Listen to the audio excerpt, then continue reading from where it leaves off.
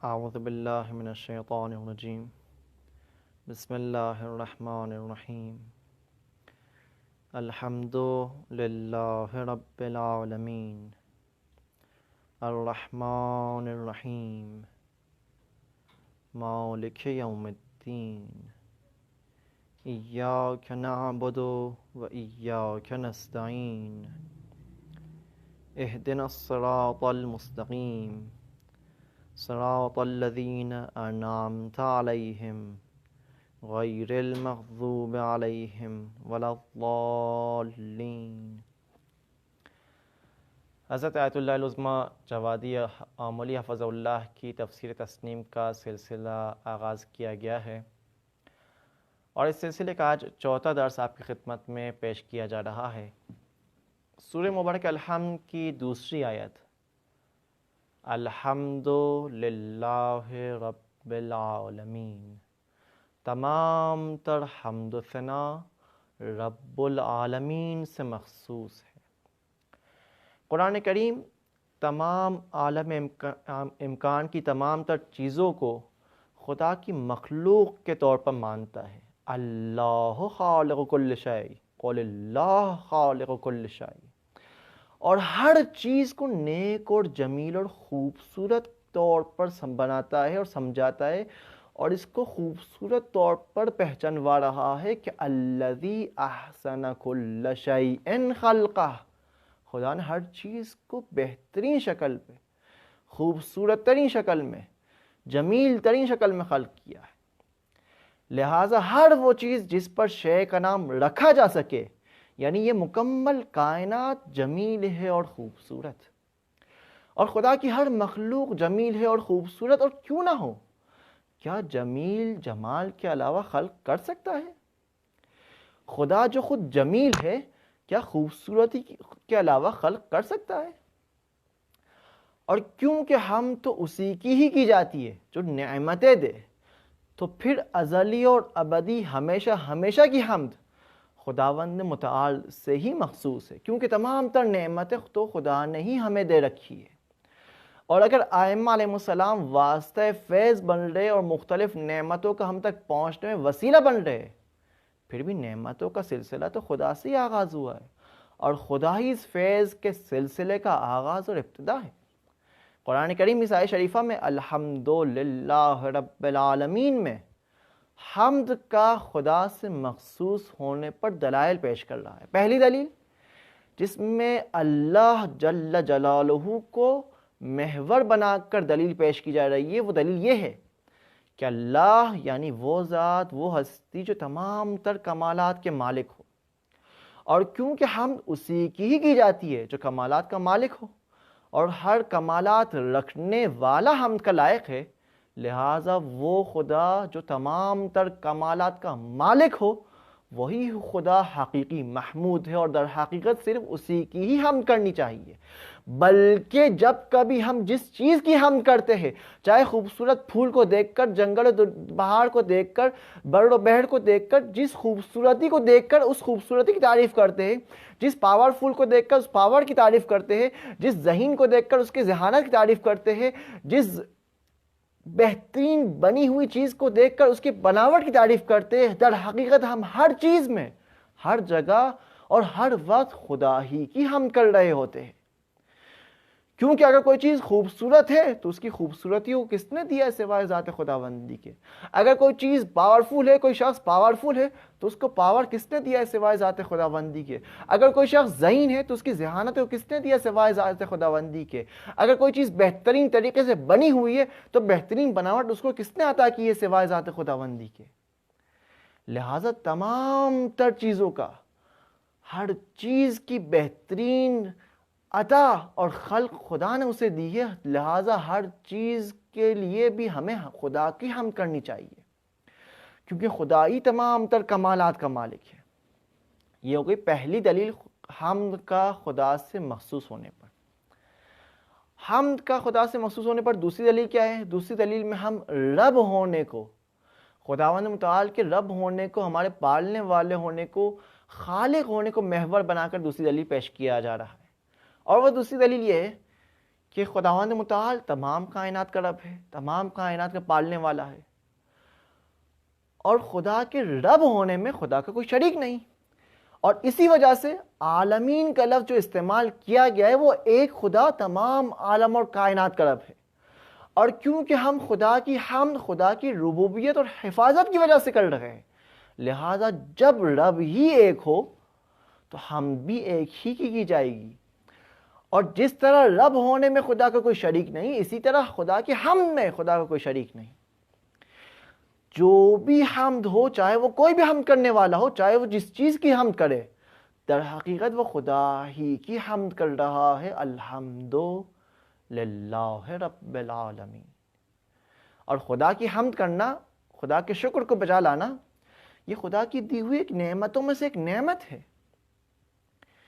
اور یہ خدا کا حمد کرنا، خدا کا شکر بجا لانا، امام سجاد علیہ السلام کے فرمان کے مطابق فوز و فلاح و نجات اور خوشبختی کا باعث ہے.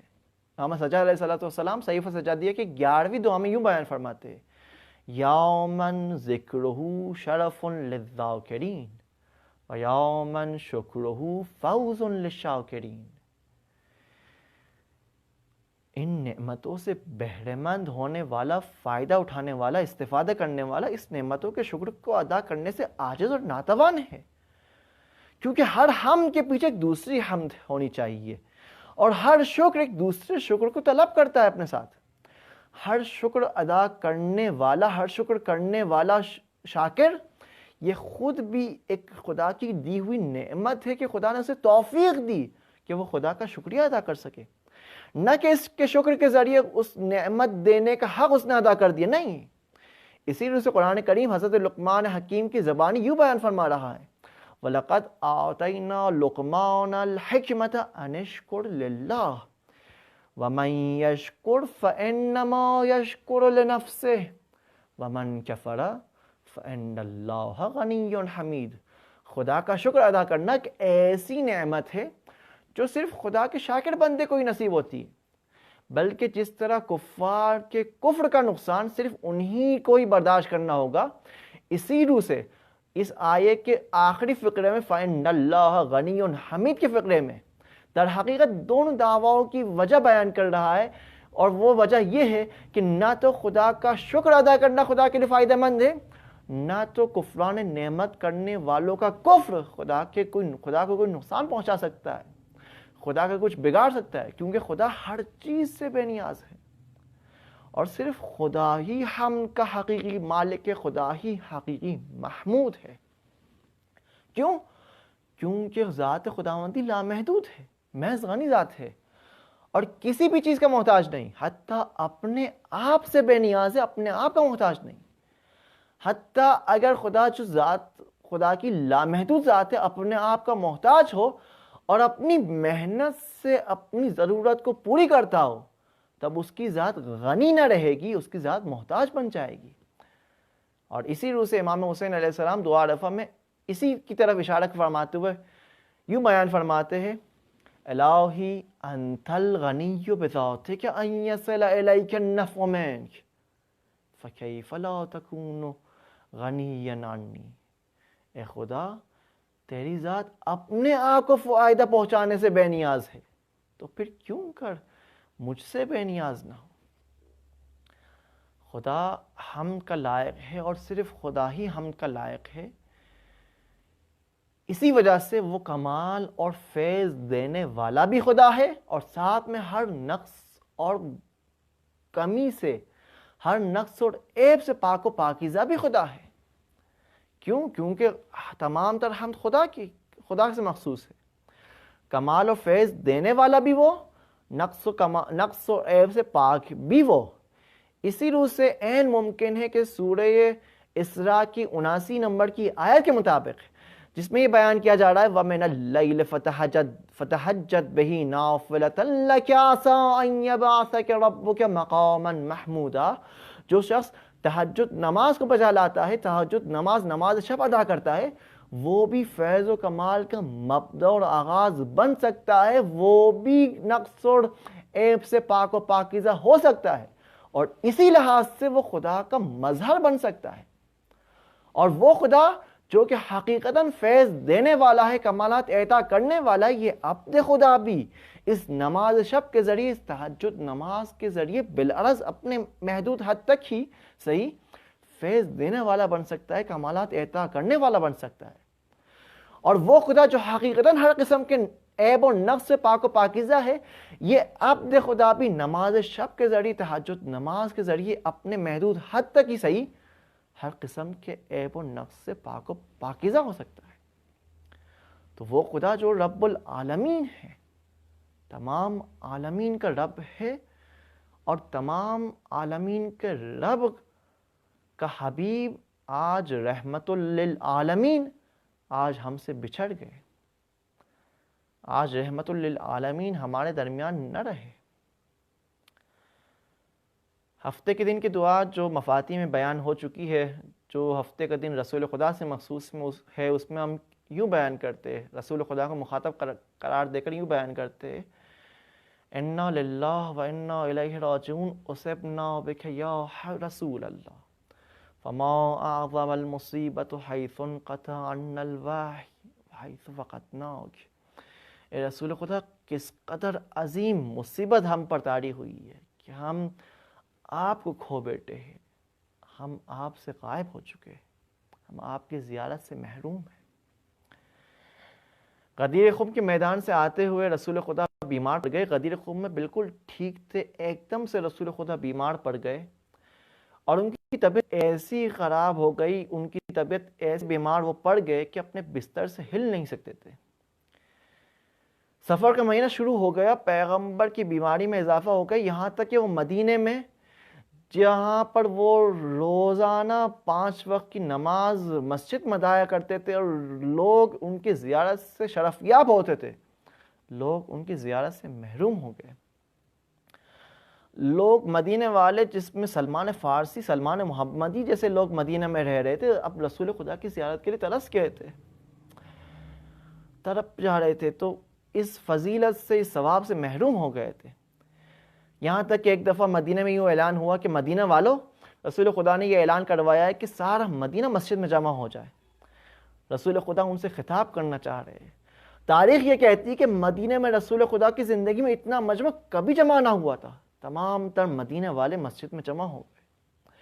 اور جب پیغمبر کو، جب وہ اپنے حجرے میں تھے، ان کو اطلاع دی گئی کہ سب آنے والے جمع ہو گئے، تب پیغمبر اپنے حجرے سے باہر تشریف لے کر آئے۔ بدن میں اتنی طاقت نہ تھی کہ حجرے سے لے کر منبر رسول تک وہ چل سکے، انہوں نے سہارا لیا۔ ایک طرف جناب مولا علی علیہ السلام ان کے کندھے کو سہارا دے رہے تھے، تو دوسری طرف پیغمبر کے چچا عباس ان کو سہارا دے رہے تھے، اور چند قدم کا فاصلہ بڑی مشکل سے انہوں نے طے کیا۔ پیغمبر منبر رسول پر بیٹھ کر خطبہ ارشاد فرمایا کہ اے مسلمانوں، اب بہت جلد وہ وقت آنے والا ہے جب میں اپنے رفیق اعلیٰ پروردگار کی بارگاہ میں حاضر ہونے والا ہوں، اور میں نہیں چاہتا کہ کسی کا کوئی حق میرے گردن پہ رہ جائے، اور وہ قیامت میں وہ حق مجھ سے پوچھے، اگر کوئی ہے جس کا حق میری گردن پہ رہے تو وہ آج مجھے بتا دے۔ سارا مجمع پوٹ رونے لگ گیا، مسجد میں کوہرام بپا ہو گئی، لوگ کہنے لگ گئے یا رسول اللہ، آپ کیسی بات کر رہے ہیں؟ آپ نے تو ہمیں جینا سکھایا، آپ تو رحمت للعالمین ہیں۔ مگر ایک آواز آ گئی کہ یا رسول اللہ، میں خود سے کبھی نہ کہتا، آپ نے 3 بار کہا جس کو مجھ سے حق لینا ہے وہ لے لے، اس لیے میں ہمت کر کے کھڑا ہوا ہوں۔ سارا مجمع چونک کے اٹھا، اس نے کہا کہ یا رسول اللہ، ایک جنگ کے درمیان آپ کا کوئی کوڑا غلطی سے میرے کمر سے ٹکرا گیا، میں کچھ نہ کہتا، لیکن آپ نے مجھ سے کہا، آپ نے سب سے کہا کہ 3 مرتبہ کہا کہ کسی کا کوئی حق ہے تو وہ لے لے۔ تو پیغمبر نے اس شخص سے کہا حق ہے تو لے لو۔ پیغمبر نے حسنین کو بھیجا گھر پہ حجرے میں، اور کہا وہی کوڑا جس کے ذریعے میں نے اس شخص کو مارا ہے، اس کوڑے کو لے کر آؤ۔ حسنین بھاگے، حسن و حسین علیہ السلام حجرے میں گئے، جناب فاطمہ سلام اللہ علیہا منظر کو دیکھ رہی ہے، کوڑے کو لے کر آئے، پیغمبر کے ہاتھ میں دیا، پیغمبر نے وہ کوڑا اس شخص کے ہاتھ میں دیا اور کہا اب تو اپنا حق لے لے۔ اس شخص نے کہا حق تو پورا لیا جاتا ہے، جب میرے جسم پر کوڑا لگا تھا تو میرا بدن کے نچلے حصے پر احرام کی چادر تھی، لیکن اوپر والا حصہ جس پر کوڑا لگا ہوا تھا اس پر کوئی کپڑا نہیں پڑا ہوا تھا، میں ننگا تھا۔ اوپر والا حصہ میرا ننگا تھا. پیغمبر نے کہا ٹھیک ہے. پیغمبر نے اپنا کرتا اونچا کیا, پیغمبر کی پشت نظر آ گئی. مسجد میں عجیب حالت ہو گئی, کیونکہ اب جو پیغمبر کا بدن نظر آ گئے, کمزوری کی وجہ سے جو ہڈیاں نظر آنا شروع ہو گئی, پیغمبر کی کمزوری کو لوگ دیکھنے لگ گئے. مسجد میں کوڑام بپا ہو گیا, سب رونا شروع ہو گئے. اتنا کمزور رسول خدا کو کبھی نہیں دیکھا تھا, اور اس کمزور بدن پر کوڑا. جیسے ہی پیغمبر نے کرتے کو اونچا کیا اور ذرا سا اپنی پوش کو کھولا, مہر نبوت نظر آنے لگی. ارے کوڑا کیا, اس شخص نے کوڑے کو ایک طرف پھینکا, پیغمبر کی پوش پر مہر نبوت کا سجدہ لینا شروع کر دیا اور کہنے لگا مجھے تو مہر نبوت کی زیارت کرنا تھی, اس لیے میں نے یہ بات کی تھی. پیغمبر نے کہا ٹھیک ہے. اب پیغمبر حجرے میں تشریف لے کر آئے. دیکھا انتہائی پریشانی کی حالت میں جناب فاطمہ زہرا سلام اللہ علیہا بیٹھی ہوئی, تڑپ تڑپ کر پیغمبر کی خاطر وہ رو رہی ہے. ایک مسلمان آپ کو کوڑا مارنا چاہ رہا تھا. میں ہاتھ جوڑ کر جناب فاطمہ سے عرض کروں گا, اے شہزادی فاطمہ, آپ کو پتا تھا آپ کو جو کوڑا مارنے والا شخص ہے وہ انتہائی آرام سے کوڑا مارے گا, لیکن آپ کا بھتیجا سید سجاد تو اس سے زیادہ کمزور ہے. جب کوفے سے شام کے راستے میں, پورے راستے میں ان کو کوڑے مارے گئے. آپ کی بیٹیاں زینب اور ام کلثوم پورے راستے میں ان کو کوڑے مارے گئے, اور آپ کی پوتی سکینہ جو اتنی چھوٹی سی ننھی سی بچی, پورے شام اور کوفہ کے راستے میں اسے کوڑے مارے گئے. الا ولعنۃ اللہ علی القوم الظالمین وَسَيَعْلَمُ الَّذِينَ ظَلَمُوا أَيَّ مُنْقَلَبٍ يَنْقَلِبُونَ. بار الہ ہماری اس قلیل سے عبادت قبول فرما, ہمارے گناہ صغیرہ و کبیرہ کو معاف فرما دے. ہمیں نماز شب جیسی توفیق جس کے ذریعے ہم اس بلند مقامات کو حاصل کر سکے, اس نماز شب کی توفیق ہمیں عنایت فرما. امام زمانہ علیہ السلام کے ظہور میں تعجیل فرما, اور ہم سب کو ان کے اعوان و انصار میں شامل فرما کر جام شہادت نصیب فرما.